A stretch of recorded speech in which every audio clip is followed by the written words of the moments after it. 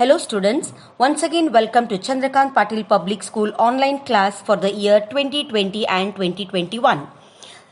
Subject Social Science for the classes 7th and 8th. This is my third video and today's topic is Fundamental Rights and Duties. Learning outcomes are Introduction, Meaning of Fundamental Rights, Types of Fundamental Rights and Fundamental Duties. Introduction. The fundamental rights and duties provided to every citizen are introduced in this chapter. A right means the authority given to a citizen. It may be a natural right also, like right to live, right for protection to life. So here, right to live and right for protection to life are considered as natural rights.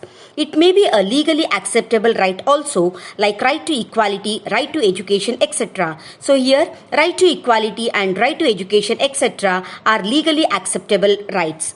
For the development of individual and the country, some freedom and rights are inevitable. So here inevitable is nothing but unavoidable. So for the development of the individual in the country, some freedoms and rights are unavoidable. Hence, our constitution has given some fundamental rights to its citizens. Meaning of fundamental rights. Fundamental rights are the basic rights given to an individual by the constitution for his development. It means that fundamental rights are the basic rights which are provided by the government for every individual for his development. They are the constitutional rights. So these rights are also called as constitutional rights. Fundamental rights are important for social life. No one can violate these rights. It means that fundamental rights cannot be violated or broken by anyone. The fundamental rights are protected by the judiciary. It means that these fundamental rights are protected by the law. Types of fundamental rights.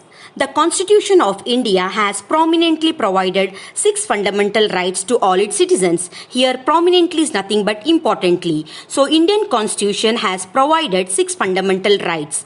Right to equality, right to freedom, right against exploitation, right of religion, cultural and educational right, and right to constitutional remedies.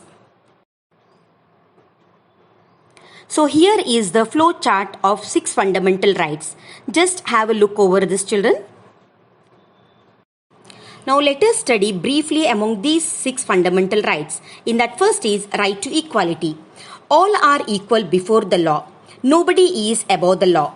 And all deserve equal protection are the aspects included in right to equality. It means that the government should not do any kind of discrimination or partiality and everyone have to be given equal rights. The government cannot discriminate on the basis of religion, caste, sect, gender or place of birth. It means that government cannot do any kind of discrimination based on the basis of religion or gender or any place of birth. Next is right to freedom of religion. The citizens of India have the right to accept and follow religion of their own choice.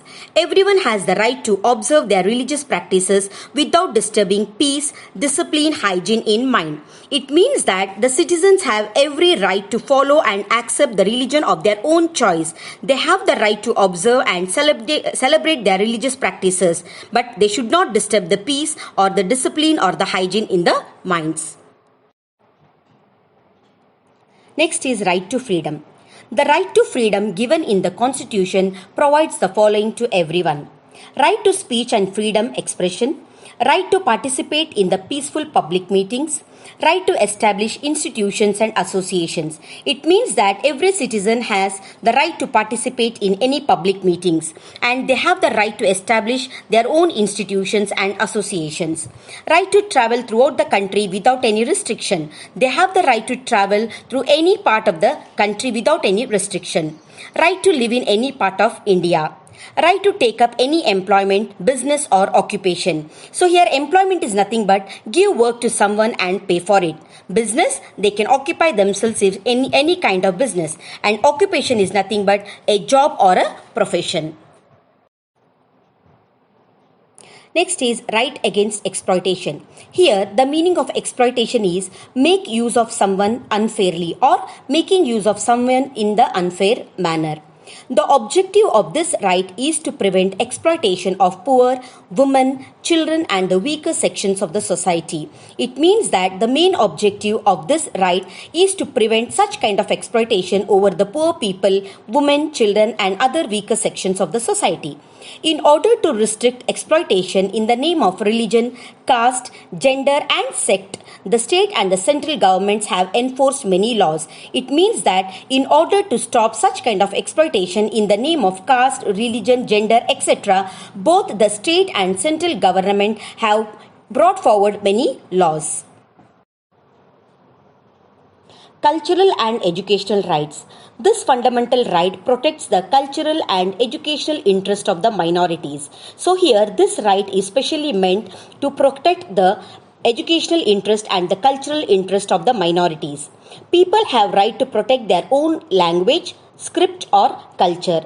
The minorities have the right to establish educational institutions and manage them. It means that the minority people have every right to establish their own educational institution and also manage them. The educational institutions of the minorities should adhere to the rules stipulated by the government. It means that these educational institutions of the minorities should follow. Adhere here is nothing but to follow. The rules stipulated. Stipulated is nothing but demanded. So the rules demanded by the government.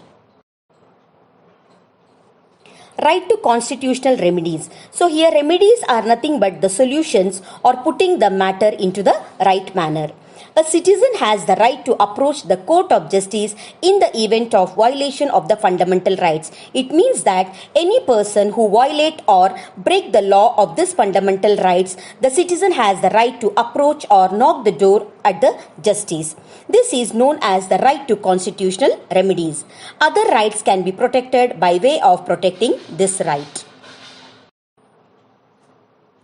Next, coming to fundamental duties. The fundamental rights and duties are the two sides of the same coin. The responsibility of an individual to his country is known as duty.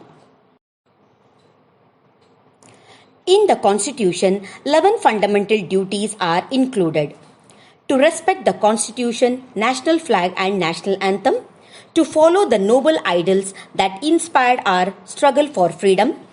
To protect the unity of India. To defend the motherland, to promote the spirit of common brotherhood amongst all the people of India, to preserve our rich heritage, to protect and improve the natural environment. To develop the scientific temper and the spirit of inquiry. Here temper is nothing but the state of mind. To safeguard public property and give up the violence. To strive towards excellence in all spheres of individual and collective activities. It means that everyone should work very hard to reach at the excellence in all the spheres of every individual and in other collective activities. The parents or the guardians should provide an opportunity for education to their children from the age of 6 to 14 years. In case the citizen does not discharge any of his fundamental duties, the government cannot question it in the court of law. It means that any citizen who does not follow or perform any of the fundamental duties, the government cannot question them in the court of law. This completes today's topic, children. Hope you all understood it. So this is your worksheet number 3, children, which you have to answer and preserve it. Thank you all, children. Have a good day.